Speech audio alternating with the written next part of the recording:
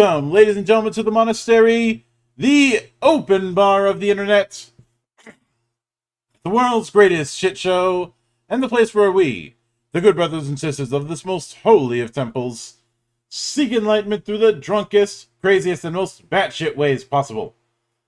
I am your one and only gaming monk, better known as Mildra, and with me I have a returning good brother to the temple, coming to us from Roleplay Elixir, and now currently kickstarting the Inventions expansion to 5e, the one and only Mehmet Batuhan, and I'm pretty sure I messed up pronunciation again. How you doing today, man? Thank you, Mildra. No, this time it was as perfect as native. So this time you nailed it, actually. Yeah. Thank you very much. They say the only way to get into Carnegie Hall is practice, so I suppose having you on multiple times certainly made it easier. Yeah. Actually, my name is maybe it's a little bit easier for English speakers to pronounce because both Mehmet, is the historical figure from Mehmet the Conqueror and everything, and Batuhan is also kind of a historical popular figure, from the Golden Horde, the people who know the Mongolian Empire, etc. So yeah.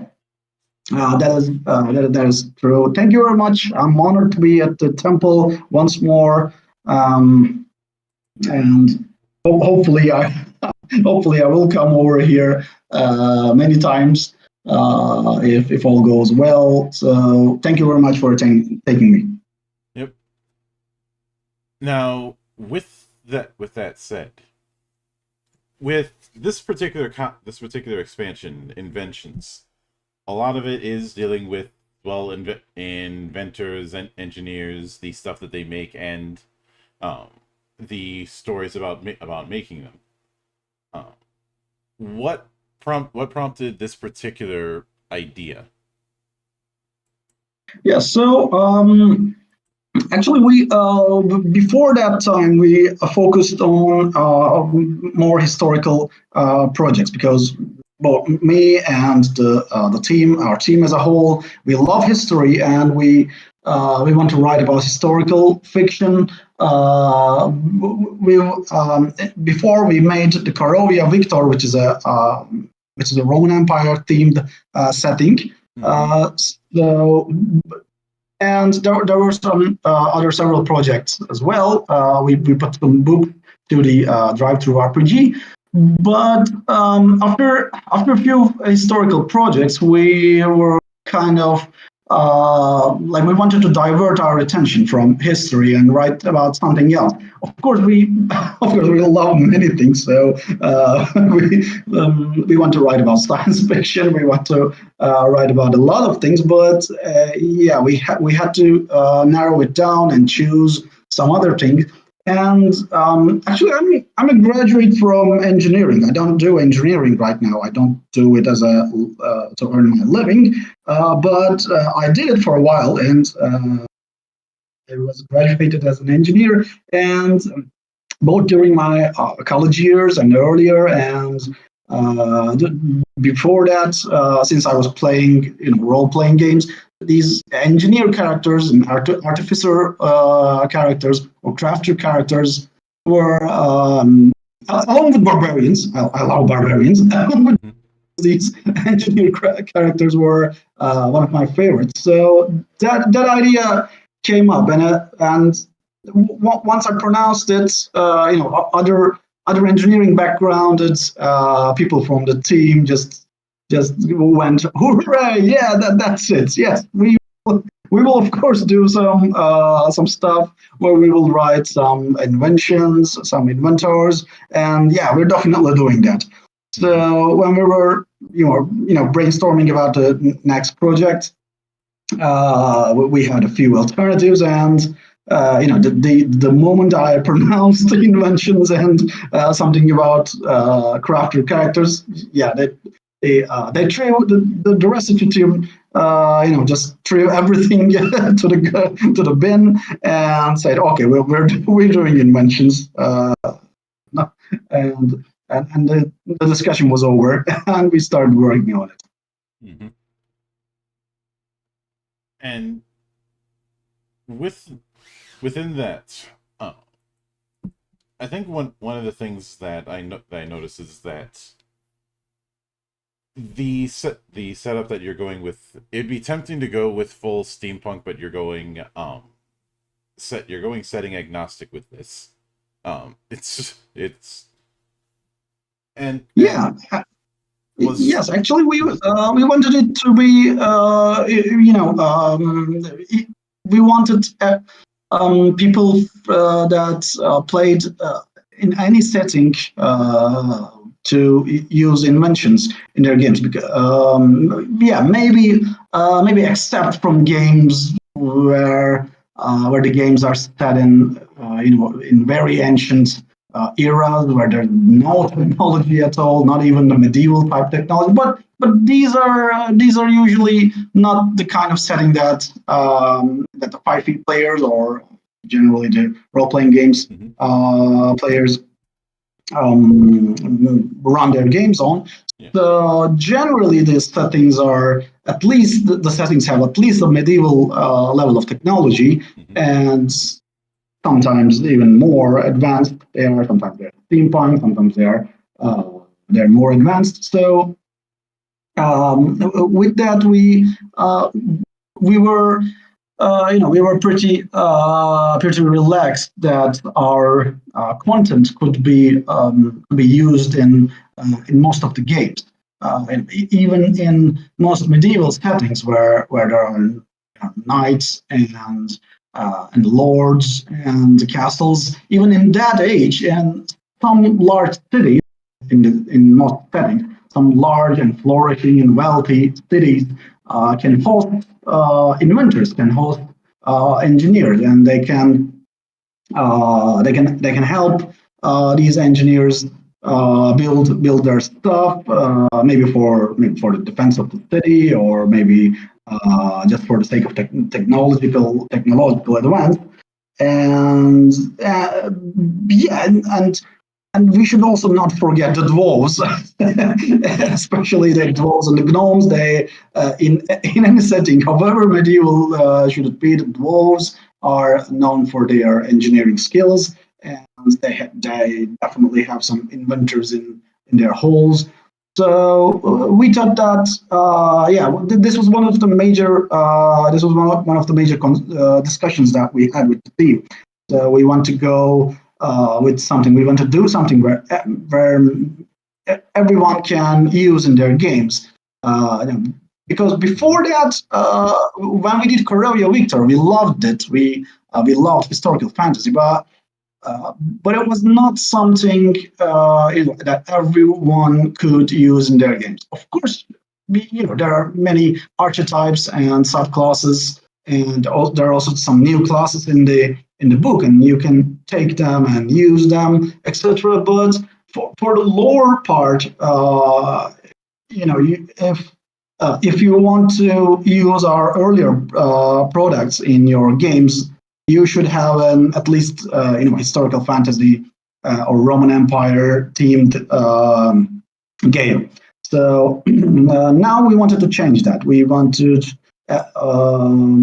everyone to at least include some of our content to their games. Mhm. And yeah, every even if you're in medieval age, some of our inventions are fit for that for these settings, and you can use them.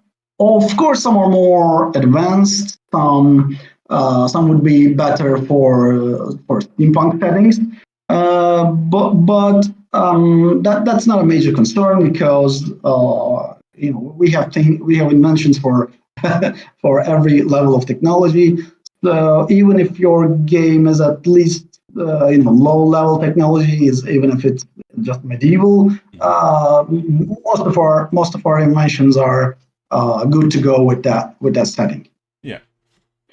Now, I think one of the big things I noticed when it came to the visual approach is setting the pages up kind of like a blueprint or like a design schematic with a bunch of little notes here and there that aren't meant to be interpreted. Was that something you guys picked up on really early on in the development of this project, or was it something that kind of accidented its way in? Actually, it was when we presented it to the main illustrator that we worked in a team. Our illustrator came up with a few sketches, and this type was the most beloved by the whole team. So it was when we saw it, we just thought, oh, okay, that looks like Leonardo da Vinci's notes, or some other artisan or inventor from the Renaissance era. That looks like the notes of these people, and okay, that's just what we want to show here, because some of these machines and equipment we give here are not they're not common equipment at all. They're just one in the whole setting. There's just one of these items. The inventor could only make one of these equipments, and there's no other from that in the world. So they take notes, and they're sketching it, and they're not able to go into mass production because of maybe technological issues. Maybe they can't find the material they need to mass produce it. So it stays on that level. It's just sketch note of these inventors.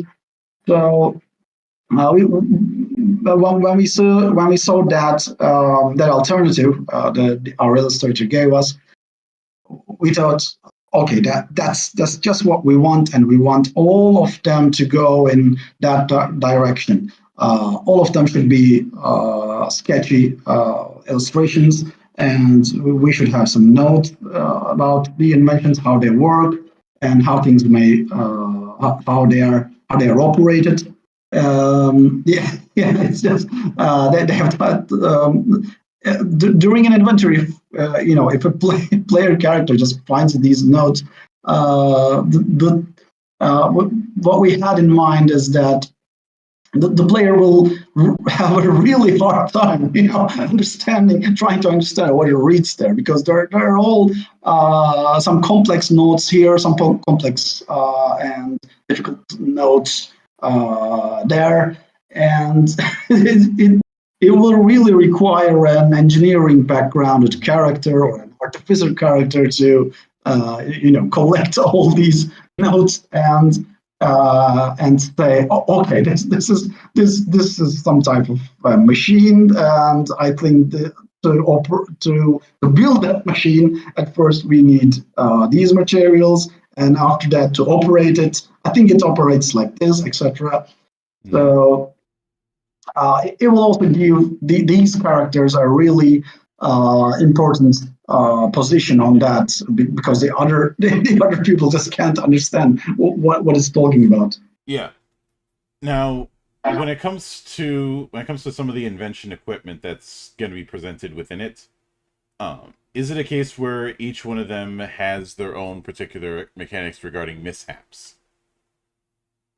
Most of them, have that charts, because there's prototypes. They're not, as I said, they're not fully constructed, or they're not fully developed yet. They have some faults. They may have some errors, and during the building stage, the inventor may make some mistakes, or maybe the technology is just not at the required level to achieve this result. So nearly all of that prototypes have the mess-up charts, and these charts give details about what happens when something goes wrong. You pull a wrong lever, or you press a wrong button, or even you don't, even if it's not your fault, it can be any mechanical mistake. So even if you do everything right, some wheel may turn in the wrong direction, and something may go wrong with these items. So yeah, sometimes the result is not so catastrophic. Just a few bad sounds come out, or the machine stops working just for one round, etc. But yeah, other times they can be most catastrophic, and in the worst case, it may explode. Like, for example, we have a steam tank, and if there's if something goes wrong when loading the cannon, all the powder can explode, and players can find themselves in very bad situations when that happens. So there's pros, of course. There's great pros for using these inventions. They give you a lot of advantage in some cases, and sometimes if that chance occurs that something goes wrong, it may go wrong catastrophically. Mm-hmm. And yeah, this was something we took our we saw that in wargaming. We see that in wargaming a lot. I'm myself a wargamer. I have been playing, Warhammer for a long time, and for the people who know these wargaming hobbies, these Warhammer armies, maybe they're already interested when they hear the word steam tank, because steam tank is actually is an element of the Empire army in that game. So yeah, and sometimes it's not the people, it's not the player's fault, it's not anybody's fault, but it's the dice's fault. Mm-hmm. Some Yeah.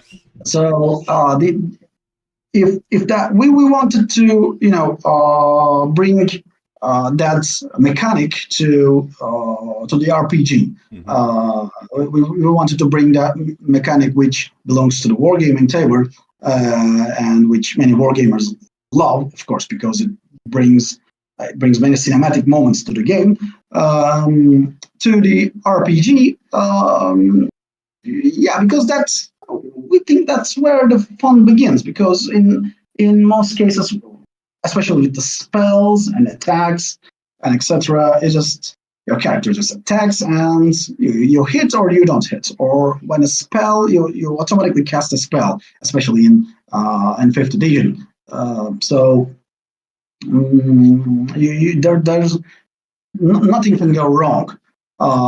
So we wanted to bring here this little mishaps to both excite the players. So Mm-hmm. yeah, it's the world is full of dangers, and something may go wrong if you're experimenting, if you're inventing, if you're making a prototype. There's no guarantee that everything will go right every time. Mm-hmm. Now, with that in mind, I know that there's going to be quite a few additions when it comes to inventions in the book. I'm curious if you are going to be putting in any guidelines for people who want to make their own inventions based on what you guys have here. Not a full-on set of rules or anything, but just a set of suggestions. Yeah, sure. We are working on that actually.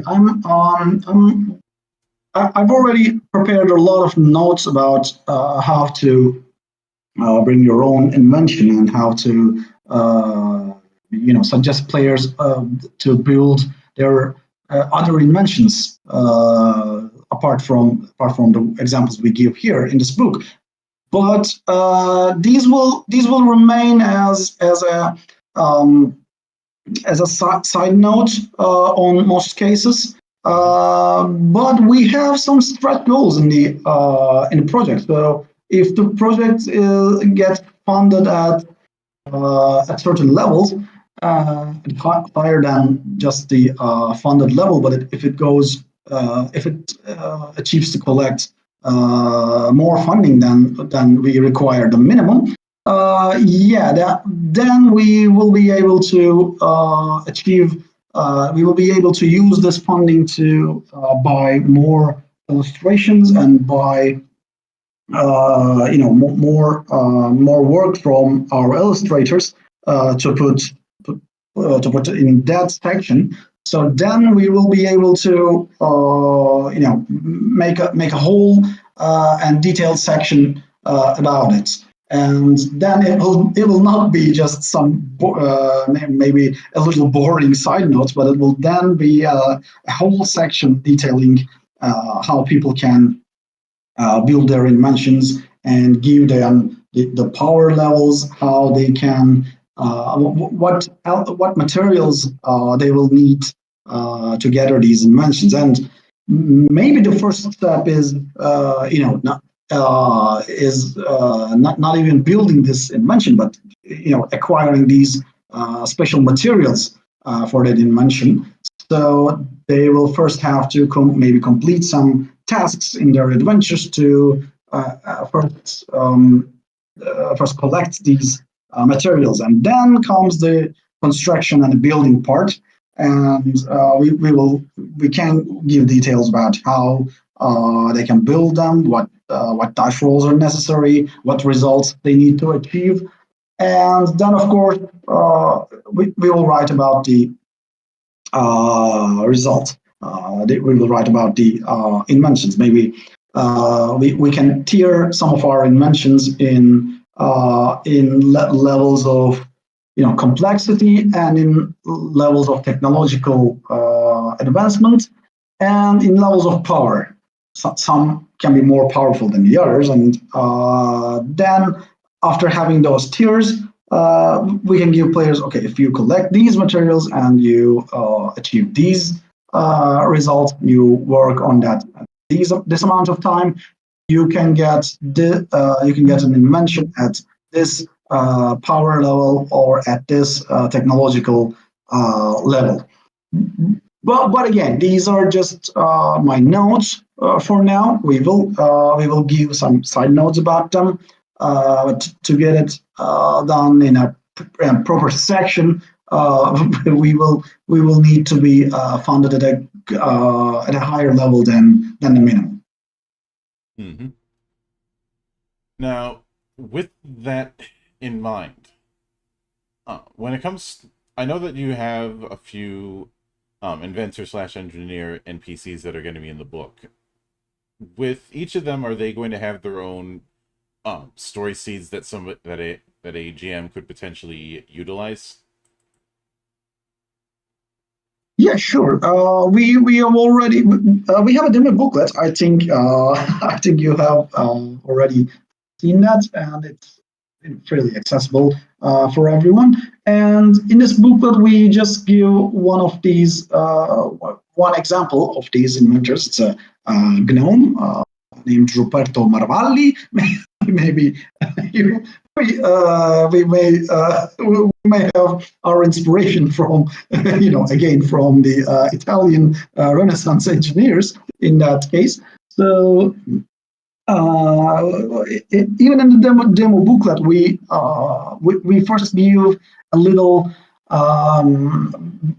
We talk about this character. We give a section about where he talks about himself, so that players and the game master can use this section to see how he sees himself and how is his mood when talking to other people or players. Is he friendly? Is he snobby, or is he more rude or arrogant? Or is he very sympathetic, etc.? So, or is he a little mad or out of his mind? Or this section can help the GMs to portray him, and And then we give a detailed background and what's his character like, what happened to him before, how he started inventing those things he made, and yeah, we also use start lines. So I hope the game masters won't put our inventors to the danger much. I really hope that, but in case it's necessary, in case they find themselves in dangerous encounters. So our inventors are capable of pulling a few tricks. So we get that in the spotlight section, and finally, yes, we have story hooks where these inventors can interact with players. Maybe they are in danger, they need help. Maybe they are, they want their engineers, they want their prototypes to be tested because if you're a sane person, I think you wouldn't want to test the first steam tank that is made in the world. So it needs a little encouragement to just go inside this machine and run it for the first time.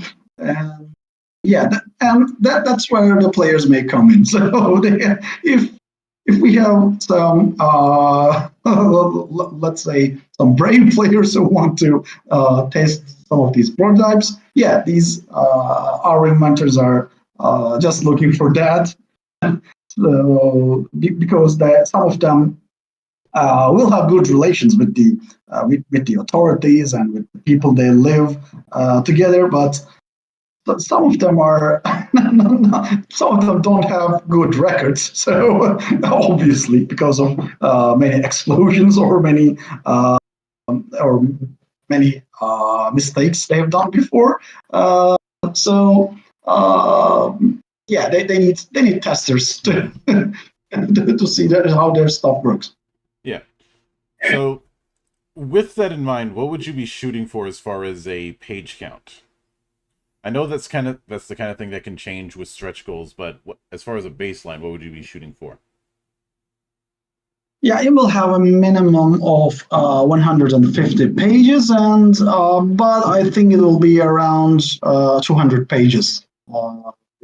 Especially if we hit the first or second stretch goals, it will come close to 200. And yeah, from that point on, it may go upwards because we have a few inventors that we want to write ourselves, and we have a list of inventions that we will work on. But we have two tiers that people can join this process, join this design process. The first tier is it's to the design and invention. If you go in that tier, you can the people can just give us some ideas about what they would like to see in this book, and we will write a whole new invention, with all their rules, all their stats, all details about how to operate them, and of course all details about what can happen when things go wrong when using them, the mishap charts. Mm-hmm. And the latest tier is the tier where people can give us instructions about designing a new inventor, and in that case it's very open.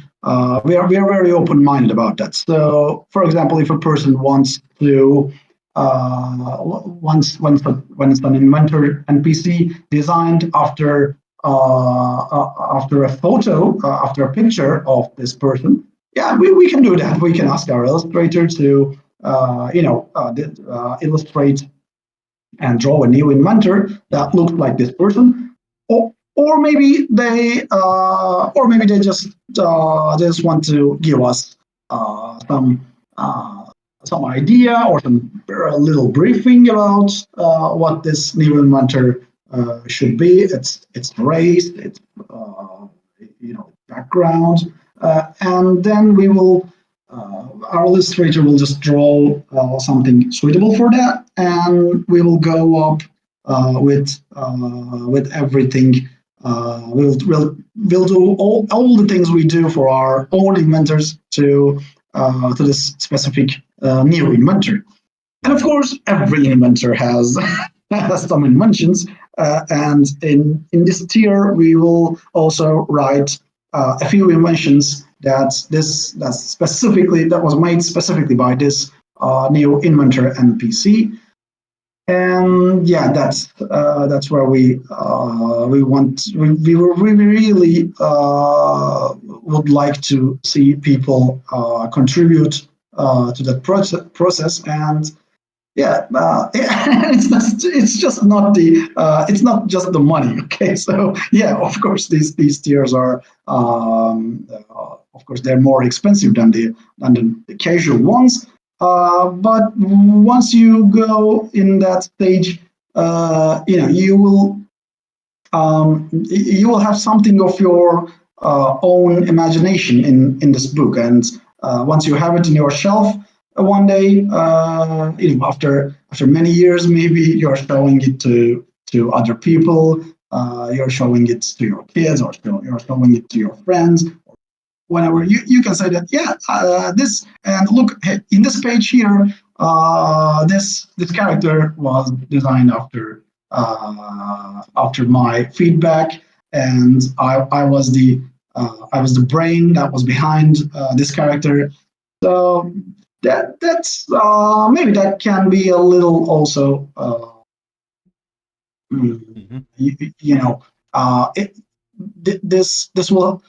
this will make it as a collectible item, and apart from just a book, it will then be a collectible item, an item that you will carry in your shelf for the rest of your life.